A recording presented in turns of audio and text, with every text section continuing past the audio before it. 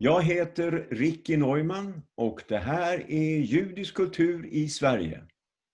Ruby, it's a pleasure to see you again. The pleasure is all mine. And my first question is, where are you? We are in a small town 2 hours north of New York called Okay. Red Hook, New York. We left our home in Manhattan 2.5, almost 3 weeks ago. And we came here because life in New York was becoming very stressful. Okay. So when you were in New York last time, Yes. did it feel very differently to you? Was it a very different experience? Yes, very, very much so. We went a week ago to get some of the things we left behind and some stuff for Pesach because we didn't realize we're gonna celebrate Passover in the country. And we needed the Haggadah and 1 or 2 other things. So we went home, my wife and I left the girls here and went home for 1 hour to pick up a few essential things and come back. Oh. And I will never forget this visit. It was visiting a ghost town. So all what did realities out of New York right now. So what did you feel when you were in New York and it was a ghost town? What was the feeling? You know, for a while, we both were trying to remain detached and matter-of-factish. But as we were leaving, both my wife and I felt close to tears. That there was something very intense and tragic that happened to our beloved city. And we're leaving in haste. So let me ask you, when you were in New York at that time, did it in any way make you remember being under strong pressure in Israel? It's interesting that you ask. My memories took me back to the Gulf War in 1990, 91, I forget when. The Gulf War, where we were under an attack by Iraq, and we all were huddling in the sealed rooms, in the room preparing for chemical warfare. This is the time that I remembered. I also remember my early memories are memories of war. The 6-Day War, but most importantly, Yom Kippur, 1973, October War, Yom Kippur. But this really reminded me of the Gulf War because there was it's even more threatening than a regular war, what's happening now in New York. Right, because now you have an invisible enemy. Even your best friend could carry the enemy. Yes, and New Yorkers that are usually, we get a bad rap, but we're usually a very friendly crowd, New Yorkers, very friendly. Everybody is scared of each other. So you would walk in the street and your neighbor would motion you to stay away with a smile. But everybody begged us to stay away from each other all the time. Okay, so that was a strange feeling, yes. Okay, so if we move over from the Israeli identity to the Jewish identity, yes, you feel that you have, for example, an inner voice telling you, here we go again. Here is another catastrophe. There is something to it.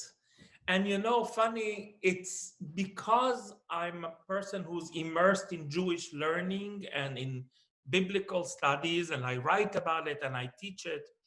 I have to say that I feel that there's a certain biblical element in the way we are living right now. And the book that comes to mind is Leviticus Vayikra, because this is a book that's all about purity and impurity, purification rites, efforts to avoid defilement, tum'ah, impurity. While impurity is really a sublimation for death, and purity is life.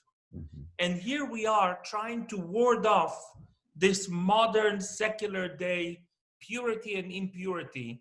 And sometimes we feel that our means are as shamanic, as primitive as they were during the days of Leviticus, that we don't really understand any of this. There are some Jewish writers who have tried to make a connection with Exodus.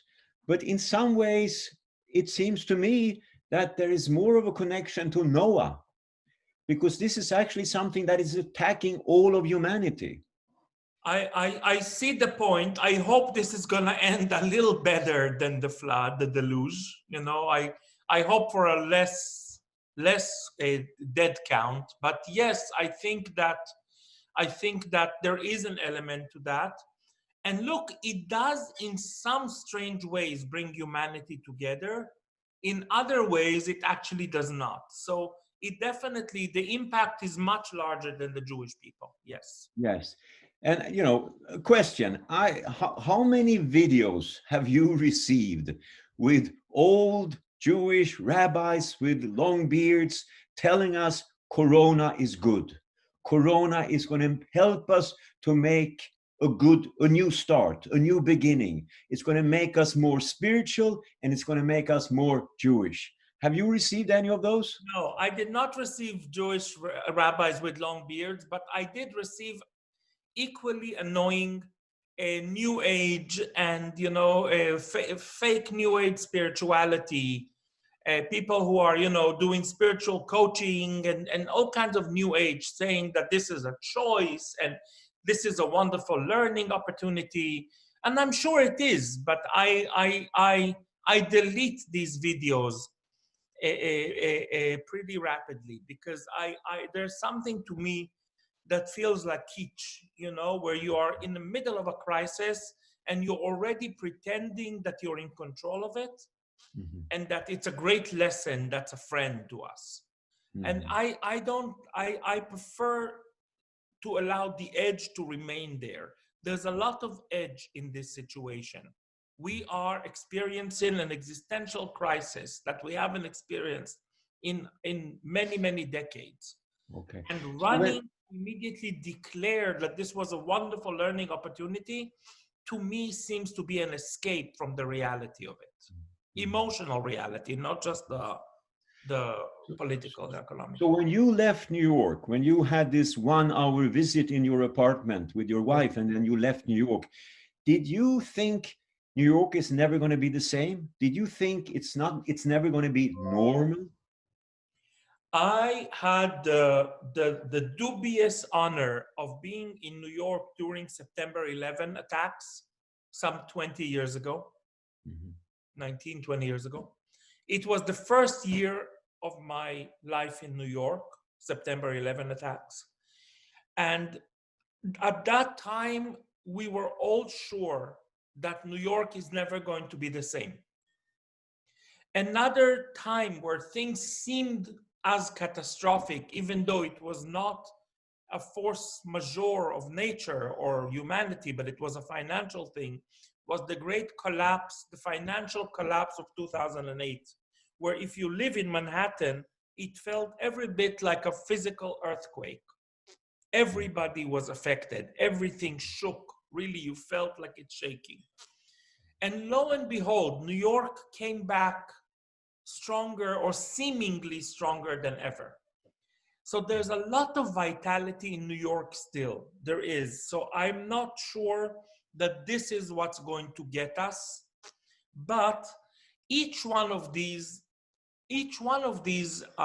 turbulences may put some cracks, invisible cracks, in our standing that only historians might say New York never came back the way it was supposed to be. Here is the beginning of the end of the glory of this mythological city.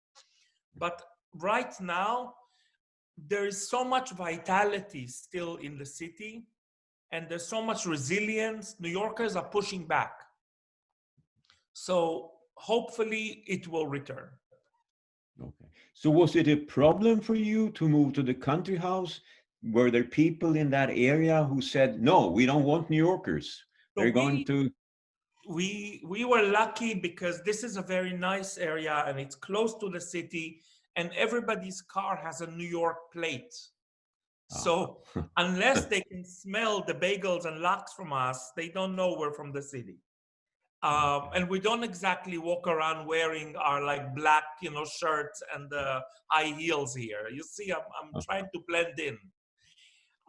Friends of ours who left for other states, such as Rhode Island or Maine, reported hostility. People shouting Corona after the car when they're passing on the street. People shunning them. People saying, go back to New York. It definitely, I went to the supermarket here on the first day to get the provisions we needed. I tried to go as little as possible. And I had a little chat with the manager that was pretty idle. There weren't so many people in the store. And this is a huge supermarket. And he said something fascinating. He said, this crisis is bringing the best and the worst of America. It's bringing out.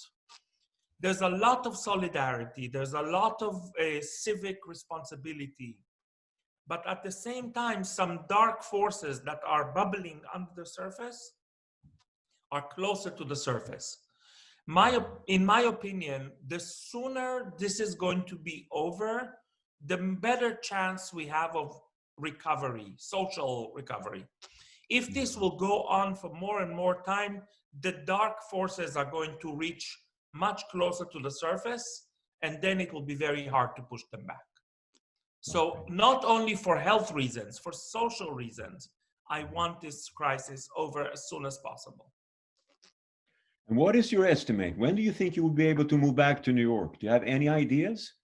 You know, it's funny because on one hand, we hear from the city and we're in constant touch. Everybody, we have so many friends and relatives in New York. So we hear that the city is actually preparing for the worst. There are hospitals, they built hospital in tents in Central Park. Can you imagine? Yeah. Javits Center is now a COVID hospital. Friends of ours live in close to the New York hospital on Murray Hill, Manhattan, and they told us about morgues, like portable morgues that were brought in because there's not enough room for the bodies. There's not enough body bags. So in the messages we get from New York are that the worst is coming. But then we get very confusing messages from the government, from big business. Yesterday, Monday, was the best day Wall Street has ever had, ever. Everything. How do we explain that? I think that certain forces in American politics and economy want business back, and they are trying to will it into normality again. That they're not willing to do this again because they know that few more weeks of this and there's going to be an irreversible damage to American economy. And I think some of them are doing it cynically, deliberately. They say, we don't care how many people die. We must bring business back. And some maybe really try to hypnotize themselves into believing that the worst is over and let's do business again.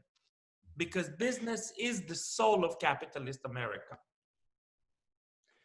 Let's move to tomorrow. Tomorrow evening is the first night of Seder. Yes. How are you going to celebrate it? Do you have you're going to have your computers open? Yes, we are. And I don't know if you followed that even in the Orthodox world this year, and you know, we're not Orthodox, so we would do it anyway, but even in the Orthodox world, certain rabbis, actually the rabbis of the Moroccan community, declared it mutar, okay, to do Seder through Zoom because it is a mitzvah to include the elderly and the sick. Later, other rabbis tried to fight against it, and I think that they're back to like 0 point right now, but there was an effort even in the deep Orthodoxy. Mm-hmm. We will for sure spend some time on Zoom with our relatives that usually we sit around a huge table and we have a big, loud, noisy feast and we sing. And this year it's going to be a much sadder, more subdued Seder. I do want to tell you something though, Ricki, that this year, and we did not choose it, but it is an opportunity to remember the first Seder, which was not called Seder, but the first night where the Pesach was celebrated in Egypt. the night before our ancestors left Egypt for freedom. And this was a horrific night. They ate the festive meal, but joylessly. It was a joyless Seder. It was frightening. Death was raging outside in the street. And all our ancestors had was a thin layer of blood covering their doorsill to protect them from the angel of death that was running amok in the street. And there was great uncertainty, great fear, the same sense that you must close yourself inside home, that it is not safe out there, and try to rejoice while being afraid. And this year, thankfully, it's not as bad, but it is pretty bad for some of us. Gives us a certain glimpse into that feeling. Right. And you know, you read about digital Shivot, you read about Seders with Zoom, you read about services through the net, and you wonder, is this the beginning of something new? And you remember that Jews have always been very early adapters. And you question, will there be online Seders also next year? Is this sort of the beginning of a change of some kind? It might be. And look, it might be it may start with liberal Jews, such ourselves, I guess. But I think Orthodoxy too will be affected by this. I mean, there is, in a way, there's this precedent might be a precedent for some changes in the future. And a global feeling about Jewishness that we had, but is more so now. I'll give you an example. Yesterday, I taught a class to a group of artists and culture makers from that are associated with LABA, which is an institute that I'm affiliated with in New York.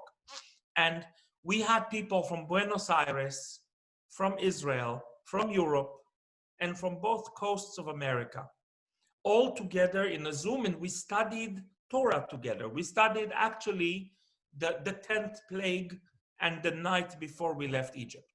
We studied this text together over a huge geographic spread and a lot of time zones. For some people, it was noon. For others, it was midnight. And this was kind of like a new time outside of time and a new place outside of place. So there is a certain moment here that we may be able to take with us and make our culture more global and transcend the boundaries of space, time, geography. Okay, so in your novel, The Ruined House, you tried in some ways to connect biblical times with modern times. Yes. Do you feel that the novel in some ways has received another actuality at this point? I must say that yes, and I'm not the only one. Actually, people wrote to me and wrote about me and said, "You, it's all your fault. You brought this state of mind to New York." So look, when you come to New York armed with Hebrew spectacles, when you see it through the Hebrew, especially if your Hebrew is connected to the Bible, such as my Hebrew, it's almost inevitable to not think about New York in biblical and mythological terms. It's absolutely one of those great biblical cities of the past. It has every bit of that mythological resonance. So in the novel, as you may recall, towards the end, there is this apocalyptic feeling. Yeah. And yes, unfortunately, a lot of what I see now in the street is familiar because I imagined it before while writing. So it's almost like it was under the skin of the city, waiting to emerge. Wow. So, how is it possible to continue to be a writer in a moment like this? Can you disregard what's happening? Can you continue to write? Because I know you're working on a new novel. I am. And that's again a wonderful question. On one hand, one would think that who wants to write fiction nowadays? Reality is so much more interesting than any fiction I'm going to make up. On the other hand, ironically perhaps, I found myself more prolific in the last 3 weeks than I was on regular weeks when I have the house to myself and everybody's at work and it's only me and the dog and my cup of coffee. This time there's an intensity, as if almost an urgency to do something. And I found myself writing not only my fiction, but on top of it, articles and essays and journal entries for different newspapers around the world.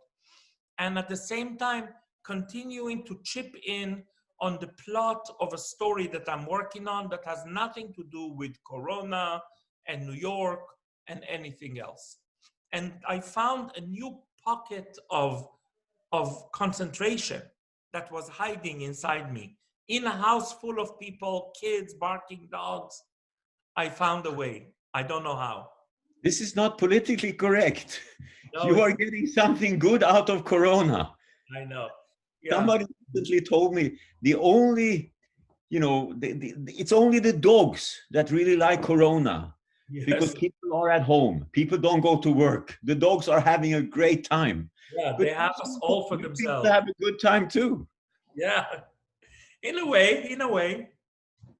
So how do you present this to your daughters? How do you talk about this with your daughters? Is that a problem? Is that something you have to think about before you're doing it? You know something? Our daughters are 15 and 17, and they kind of explain the world to me by now. I'm kind of dependent on their because I don't get any of it anymore, so they need to be my connection to reality. They are the ones who installed Zoom for you? Yes, and everything else. So we are fully dependent on them for interpretation of reality. Look, there's a sense of a tiny bit of guilt because our problems still are first world problems. Like my daughter worked very hard in high school, and this was her graduation year. And graduation is a wonderful time here in America. It's not something we really had in Israel so much, but here. And she was robbed out of all the closure of like ending high school in a proper way. So in this way, it is very hard. But look, the strange thing about Corona is that if you're privileged to enough to be able to work from home and pull yourself away from the street, and many of the New Yorkers are, then in some ways it happens in a kind of an abstract sense outside, and therefore our life, thankfully, immediate life is affected only in the way that we see a lot more of each other. Thankfully, we survived it. But it's not, but there are many people in New York who don't have the privilege of having a nice house and like being able to work from home. And for them, this is devastating. In other words, when you leave your country house, you are not reminded of Corona, which you would be if you left your apartment in New York. Yes. And even in New York, some people live in much less pleasant areas of the city, and they're piled on top of each other in a way. I just read yesterday a title of an article saying social distancing is a privilege. Not everybody has the privilege of being able to be socially distant. The people lower middle class, and New York is full of it. For them, social distancing is half a foot away, not 6 feet away. Another thing, one second, Ricki, one more thing that comes again and again is a bitter critique of capitalism in the context of Corona. And many people like to say and think and write that the real disease is capitalism. Corona, it is manifestation. While I don't want to get into it because I think it's an interesting idea, but I haven't thought deeply enough of it to have something real to say. I will remark that this is a very prevalent state of mind. So you were asking, what is going to be the cultural change? it might be that what Occupy Wall Street and what the big crisis of 2008 and Bernie Sanders, all these events that were questioning this hermetic, total capitalistic model of America, what they did not succeed to do, it may be that the corona outbreak will do. Make people question our version of capitalism. It's interesting. Here in Sweden, there are a lot of people connecting the corona crisis with the climate crisis. And they're pointing out we're underestimating the power of Mother Nature. We have to rethink. In other words, this might be the beginning of a new consciousness. This might be the beginning of a new way of dealing with the society. Look, a lot of it has to do whether you have a religious soul and religious tendencies, which I do. But and apparently many people in America do, and it seems like in Sweden, because this whole tendency to read these otherwise random, arbitrary manifestations of wait, something happened here. Sorry. Yeah, I have to okay it. Okay, I? Yeah, we go on. Yeah. Are we good? Yeah. Otherwise, these would be random occurrences, an outbreak of a virus, a disease, an earthquake. But there is a very human element in reading a larger meaning into this, and often this larger meaning has a moral implication.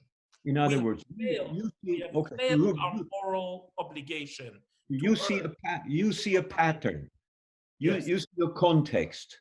Yes. That tells you something that has a moral dimension. Yes. And this is biblical thinking at its very best, because whenever I teach the first chapter of Genesis, which I love to teach, I say to my students, look at this. This is the birth of the idea of a moral universe, because every time God completes a stage of creation, God utters the word tov, good, which means there's a goodness, there's value judgment to creation. And if it's not good, it's not complete. So in the biblical world, this universe is a tightly moral universe. And I think all of us are using this kind of thinking in our secular modern way, but we're really reverting to a biblical state of mind. Okay, I thought maybe we could end, if you have, because you said before that it brings out the best and the worst in people in the US. Do you have a really good, the dog, right? Dog. This is Zipper. So do you have, maybe you have a good uplifting Corona story that you can give us. Is something you experienced, is this something you heard or read that will, provide us with some light? I did not hear it myself, but the New Yorkers that are still in the city are very excited about 7 p.m. when they all come out of their window and they cheer and clap at the health workers that are risking their lives. This is something that you don't really expect in a city like New York, where everybody takes everybody for granted. It's something you would expect in a small village, in a place that the communitas is strong. And in that way, New York has become a small village. You could be cynical about it. You could say it's meaningless. You could say, instead of all this, they should give money. But I find it very moving that New Yorkers, a hardened, a cynical group, are clapping outside of their window every evening at 7, and they're looking forward to that moment. It is a moment where they can do good in the world. And that, for me, is moving and uplifting. Good. I like to hear that. Ruby, thank you very much. Thank you. Thank you for watching J Home. Jewish Culture in Sweden online. Please visit us again, follow us on our homepage, and join us for future programs. Take care and be well.